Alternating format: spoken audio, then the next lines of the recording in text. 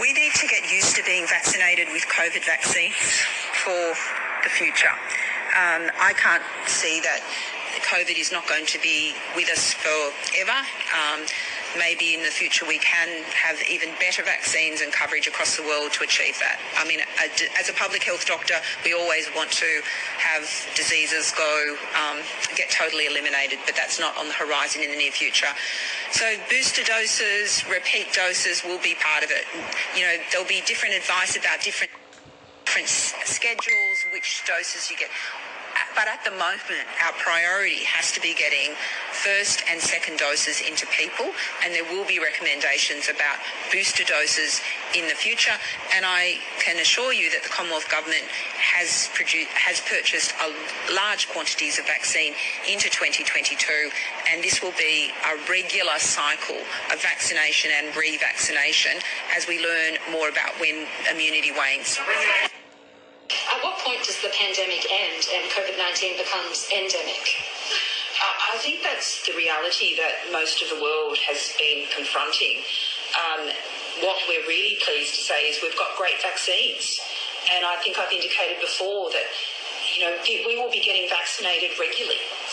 There will be new strains that emerge potentially, and we'll have boosters, a bit like seasonal flu. So every year in seasonal flu, they try and predict which strains are the predominating strains, and we have a vaccine. What's really useful is some of the technology. We've made vaccines quicker than we've ever made them before, and so some of the mRNA technology gives us hope that we'll be able to rapidly accommodate to any changes in the virus. But that's where we're going to be, and the key message is we need to get that second dose protection. So whilst I'm very pleased we are at 70% first dose, as you know, I've previously said I want to see the sky as a limit. I think Australia can be the most vaccinated country in the world because we believe in science and we believe in vaccines.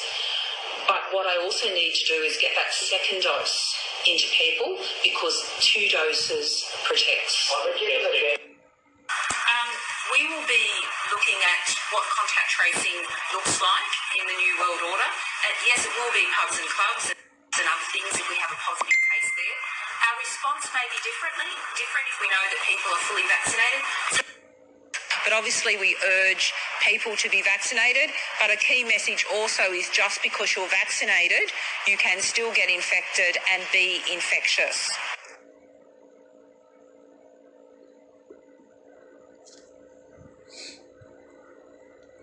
I'm certain that there will be a whole range of events once we get through the 70 and 80% double dose thresholds, once we get past those important milestones, that will be open for vaccinated people only.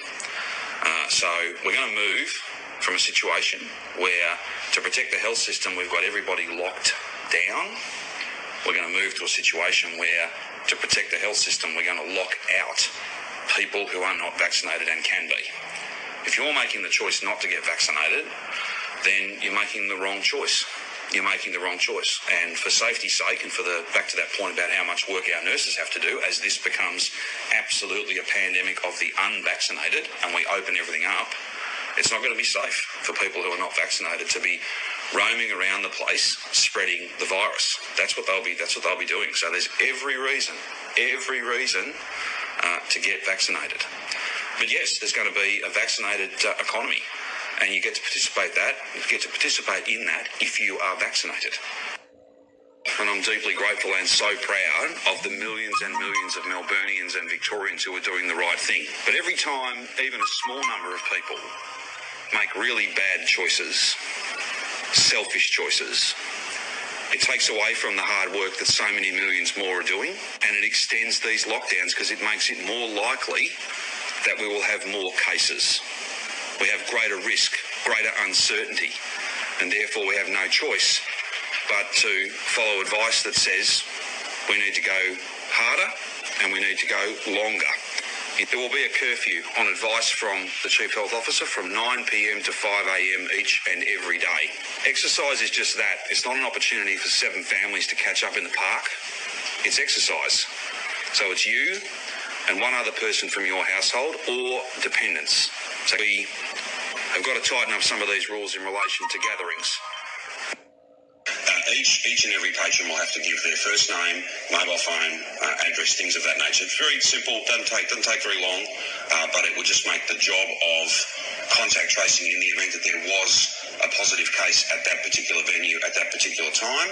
The other thing too that every patron should do, if you want to get back to restaurants and cafes and pubs, then download the app.